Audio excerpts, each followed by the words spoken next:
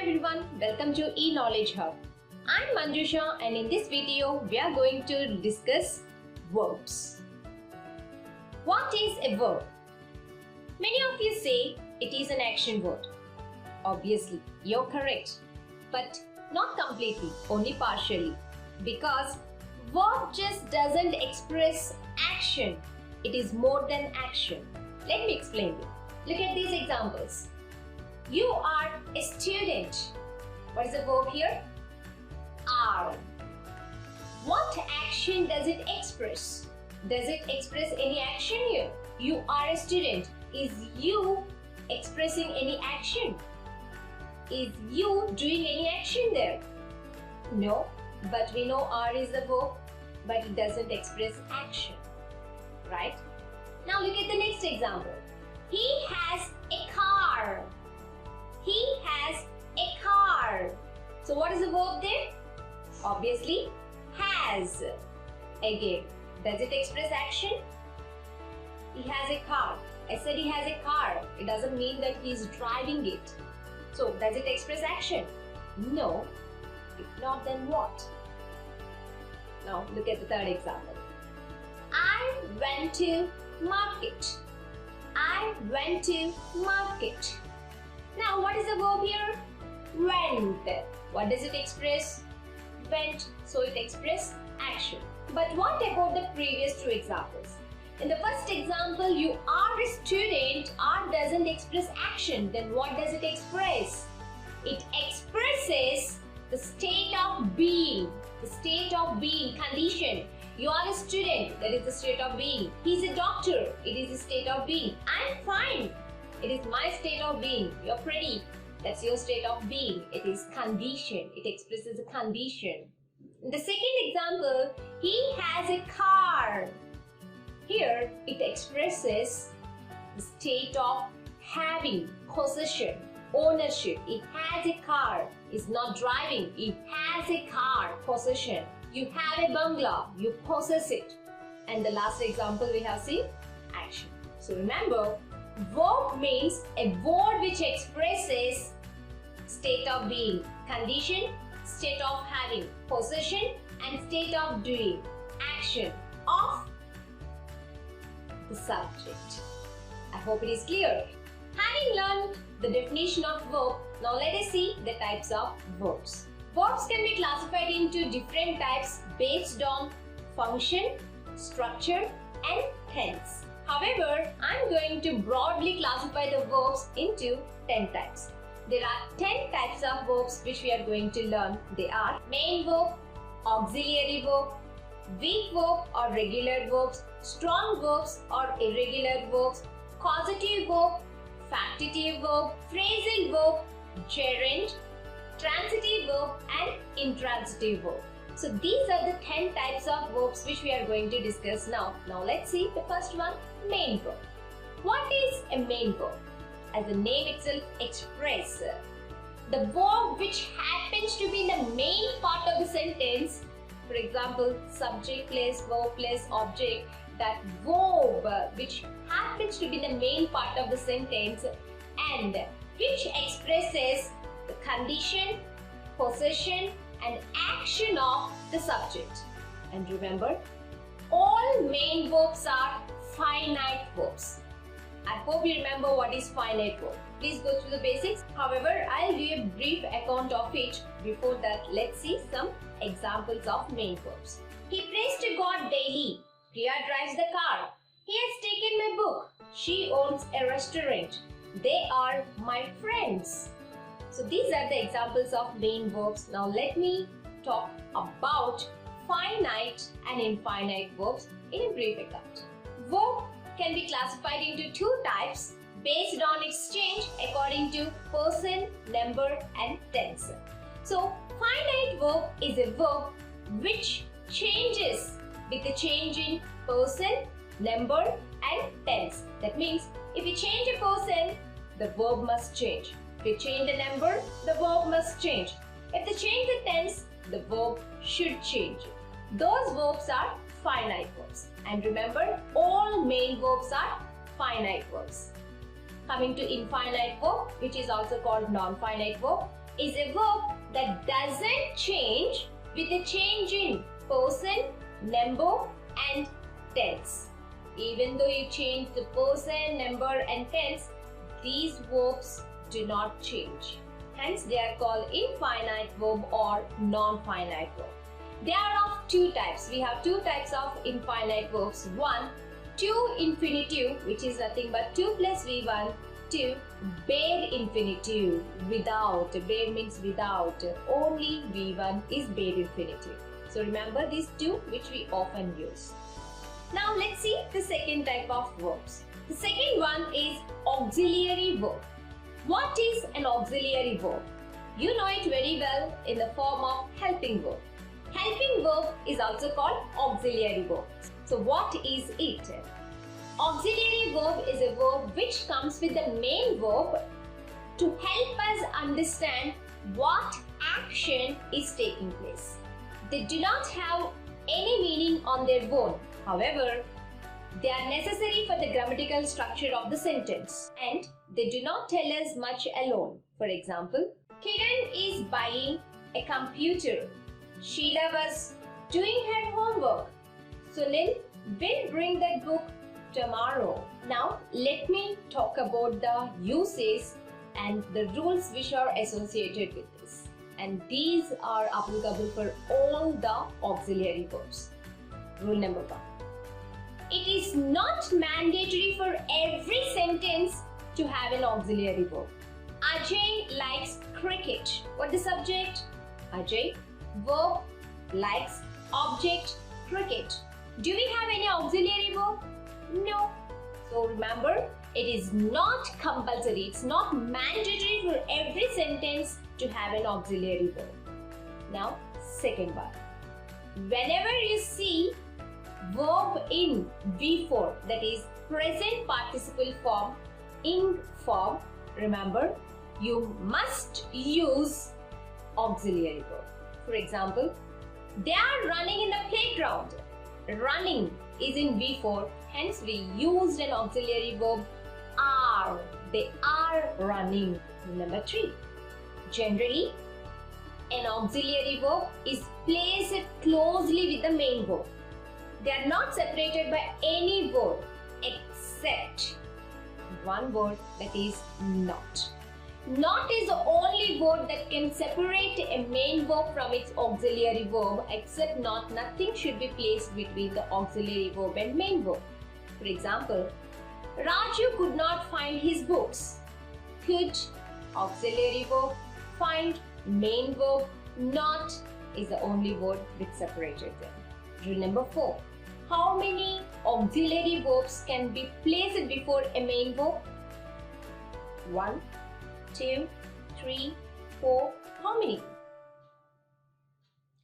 We can place up to 3 auxiliary verbs for a main verb. For example, the dog must have been chasing the cat. The dog, subject, must have been, auxiliary verbs. Chasing, main verb, the cat, object. So these are the 4 rules, are the usages which are applicable for all the auxiliary verbs. So these are the 4 rules, are the usages which are applicable for all the auxiliary verbs. When I'm saying all the auxiliary verbs, you might have a question. How many auxiliary verbs do we have? That one I'm going to discuss now. And kinds of auxiliary verbs. There are total 24 auxiliary verbs which are classified into 2 types. 1. Primary auxiliary verbs. 2. Modal auxiliary verbs. What are primary auxiliary verbs? First, let's see that. Primary auxiliary verbs are the auxiliary verbs which are used as auxiliary verbs as well as main verbs. Yes, we can use primary auxiliary verbs as both auxiliary verbs and main verbs. For example, you are a student, there are is a main verb. You are listening to the class, are listening. Here, are became an auxiliary verb, right? And there are 11 primary auxiliary verbs which you can remember very easily. They are 1. Be forms is, am, are, was, were. 2. Do forms do, does, did. 3. Have forms have, has, had. 5 plus 3 plus 3 total 11. So these 11 are primary auxiliary verbs. You can see this set of examples.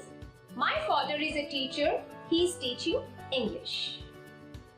Now let's see the second type, modal auxiliary verbs. What are modal auxiliary verbs? Modal auxiliary verbs are the auxiliary verbs which are used as only helping verbs but not main verbs. And there are 13 in number. They are will, would, shall, should, may, might, can, could, need, dare, used to, ought to, and must. So total 13 modal auxiliary verbs. However, there is an exception here. They act as only auxiliary verbs except need, dare, and used to. These three modal auxiliary verbs can also act as main verbs, hence these three are called semi-modal auxiliary verbs. For example, I need your help. Here, need is used as main verb. She need not come here. Here, need is used as auxiliary verb and come is a main verb. So, these are the types of auxiliary verbs. Now, let us see the individual uses of these auxiliary verbs. First, let's learn the uses of primary auxiliary verbs. We have 11 primary auxiliary verbs. First, let us see the uses of be forms. Is, am, are, was, were are the 5 be forms. Now let's see the uses. Uses number 1. Be forms are generally used with the present participle and past participle in the sentence when the sentence is in active voice and passive voice respectively. If the sentence is in active voice, we use these be forms is, am, are, was, were with V4 present participle. If the sentence is in passive voice, we use these be forms with V3 past participle. For example, I am going to college. They are playing at stadium. He is watching a movie in my house. He was beaten by a better player in the chess. They were running very fast when a dog chased them. Now let's see the second uses. We use be forms to ask simple questions like, is your mobile phone new? Are they quarreling among themselves? Were they embarrassed by your action? Was it your brother who came with you yesterday? Now let's see the third uses.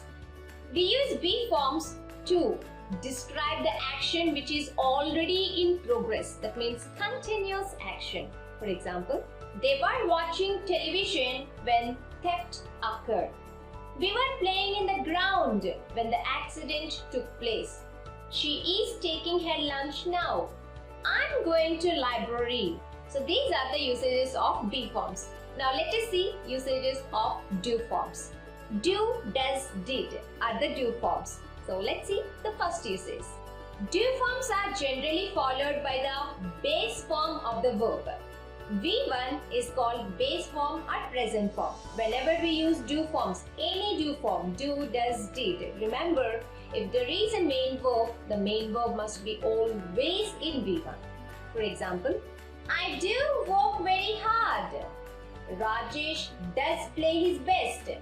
They did win the game last week. Now let's see the second usage. Do forms are used in simple present and simple past tenses to make the sentence negative or interrogative. For example, I don't go to party. We didn't submit our report yesterday. Don't you go? Did you go there? Does he drink alcohol? Now let's see the third usage. Do forms are also used to make simple questions. They are yes or no questions. For example, did your brother win the match yesterday? Do wildflowers grow in your backyard? Does she like mangoes? Now let's see the fourth usage. Do forms are used to express similarities and dissimilarities in conjunction with so or neither. Yes, do forms with the conjunction so or neither express similarities or dissimilarities. For example, my wife hates spinach. So does my son. Here, if you look at this example, my wife hates spinach, my son hates spinach. It is similarity, but hate, right? So, in order to make it a single sentence with the help of do form, we can say, my wife hates spinach and so does my son. In order to repeat the verb, look at some more examples. She doesn't like cricket, neither do I. I completed my work, so did my friend. Now let's see the fifth usage. Do forms are used to avoid the repetition of verb. At the same time, it makes the sentence concise. For example, Ashish excelled in language studies, so did his brother. Rahul studies as hard as his sister does. Ramya swims as fast as I do. Now let's see the sixth usage. Do forms are also used to add emphasis to an entire sentence. For example, he does like spinach. He really does. I did complete the task. You do work hard. They did come to the party. Now let's see the seventh usage. Do is used with imperative sentences to soften the tone. We know imperative sentences. Imperative sentences are the sentences which express order, command, request, suggestion, invitation, social expression, etc. For example, come here, get out. The tone is very high and hard. But whenever we use do forms, the tone softens. For example, do come in, do get out, do work hard. You cannot raise your tone or pitch. So these are the usages of do forms. Now let us see have forms. Have, has, had are have forms. Now let's see the first usage. Have forms are followed by past participle and present participle forms of the main verbs. Simply speaking, they are used in perfect and perfect continuous tenses. For example, I have eaten all of my food. John has climbed the tree. Dilip has hidden all of Preeti's pencils. You have been telling the story for 1 hour. Now let's see the second usage. Have form, when combined with to infinitive, that is have plus to plus V1, it gives the meaning of must plus that V1. For example, I have to have a car like that. It means I must have a car like that. She has to pay her own tuition at college. He has to have been the first student to try that. So those are the usages of primary auxiliary verbs, the 11 primary auxiliary verbs. Now, I'm going to give you a very useful chart which help you to understand and differentiate between the uses of the auxiliary verbs. Many students get confused with the uses of do, does, has, have, when to use do, when to use does, when to use has, have. So I'm going to give a beautiful, clear chart which helps you to frame grammatically correct sentences.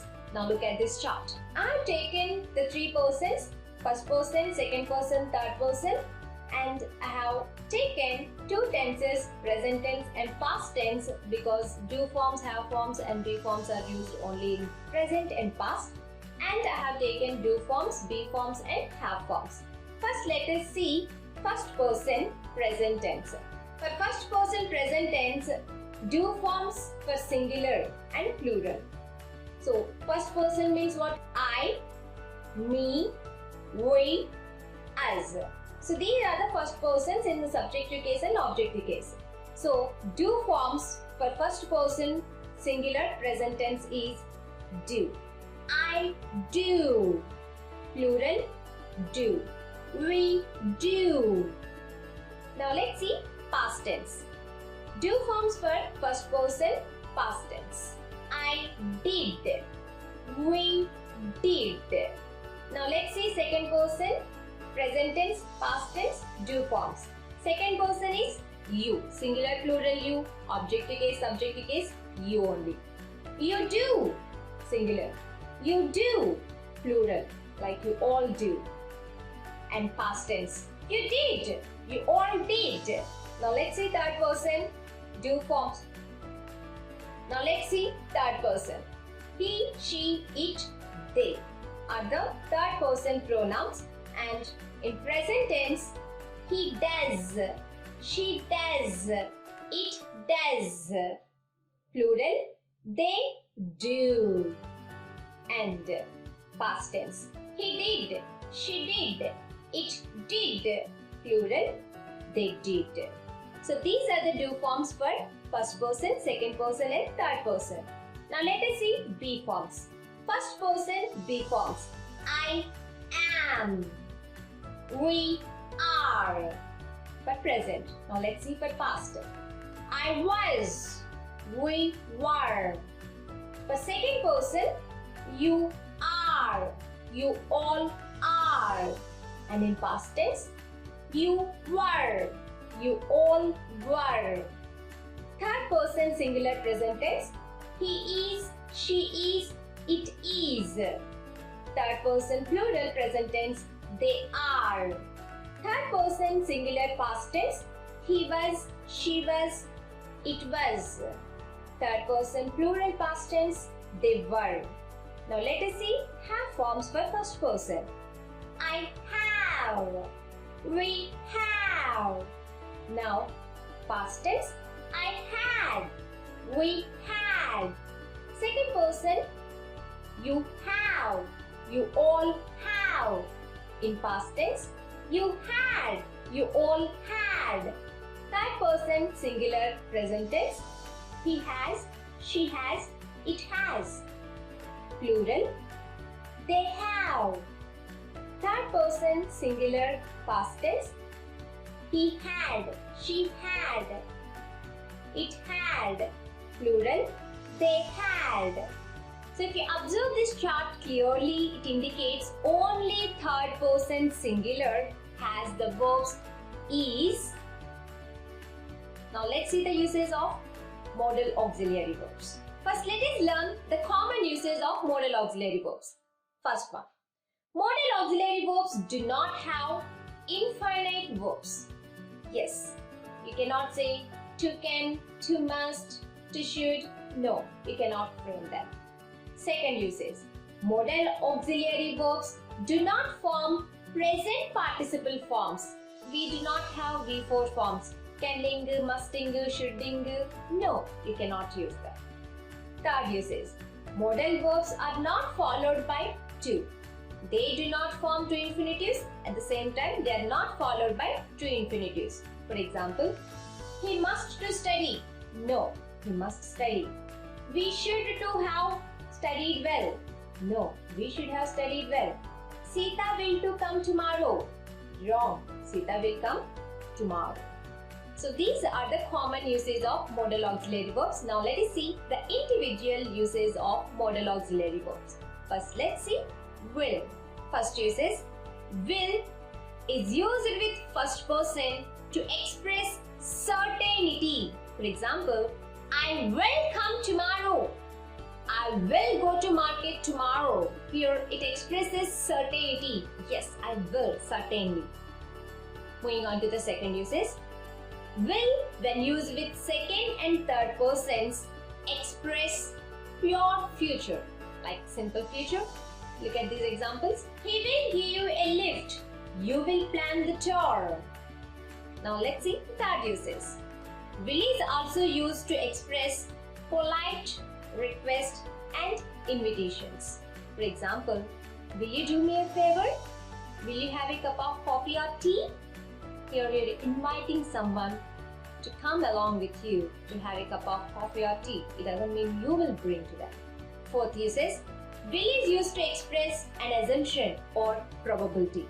For example, This will be the color you want. I suppose you went with your friend for shopping. Your friend is searching for something and you picked up a shirt and showed your friend and said, this will be the color you want. I suppose, because I'm not sure. That will be the bus we are waiting for. I think. Assumption or probability. Now let's see would. We all know would is a past form of will and would has two usages. Let's see them. Would expresses polite request like would you please do me a favor? Would you please give me a glass of water? Would is more polite form than will. It is used to express past possibilities. I would have studied well. I would have taken your suggestion. I would have done it. You didn't do. If you feel also you can't do. It is past possibility. Now let's see shall. Shall, when used with first person, expresses simple future. For example, I shall come tomorrow. Express future. But when I said I will come tomorrow, it expresses certainty. That means it can replace shall with will. We get some more examples. I shall do it tomorrow. I will do it tomorrow. Now let's see the second usage. Shall expresses the meaning of obligation and threat. You should be punished for your crime. Obligation. He shall not leave this premises. Threat. Shall, when used with second and third persons, expresses obligation and threat. Now let's see should. Should is the past form of shall. Should, when used with first person, second person and third persons, express obligation, compulsion, duty, desirability and promise. For example, boys, you should study well. It's a duty. You should come tomorrow. Obligation. You should be in time. Compulsion. One should obey one's parents. Desirability. We all know should as the harsh one, but no, should also has a soft corner. Should, when combined with like, is used to express polite expressions. For example, I should like you to visit our house. I should like you to help her. Now let's see can. Can means ability. Hence, it expresses ability. For example, Raju can run very fast. Arun can swim in the sea waters. Can is also used to express possibility, permission in the sense not taking permission, giving permission, polite expressions or requests. For example, the clouds are dark. It can rain at any time. Possibility. He can take leave tomorrow. Giving permission. Ramu, can you do me a favor? Polite expression or request. Now let's see could. Could is the past form of can. Hence, it expresses past ability. For example, when he was young, he could run very fast. When I was young, I could play football with my father. Moving on to the second usage. Could is also used to express past possibility and past permission. For example, the manager said that he could go. He could work rigorously when he was in his teenage. Next one, may. What is may? May, in formal English, is used to express a wish, a prayer or a curse. For example, may God bless you, may you live longer. May is also used to express possibility, polite request and taking permission. For example, it may rain today. Ravi may be at office. May I come in, sir? May I have your book once? Next, might. Might is a past form of may. However, it is generally used to express uncertainty. For example, they said that they might write the novel. We might meet at the theatre tomorrow. They might come for my birthday party next week. Next, need. As you already discussed, need dare and use it to are semi-modal auxiliary verbs. That means they act as both auxiliary verb as well as main verb. For example, I need your help. You need not come here. In the first example, need is acted as main verb and the second one auxiliary verb. Coming to the usage, need is used to express obligation and necessity. For example, you need to write a letter. Obligation. She hardly needs anyone's help. Necessity. Next, dare. Like need, dare can also be used as auxiliary verb as well as main verb. However, dare is used to express the courage to do something.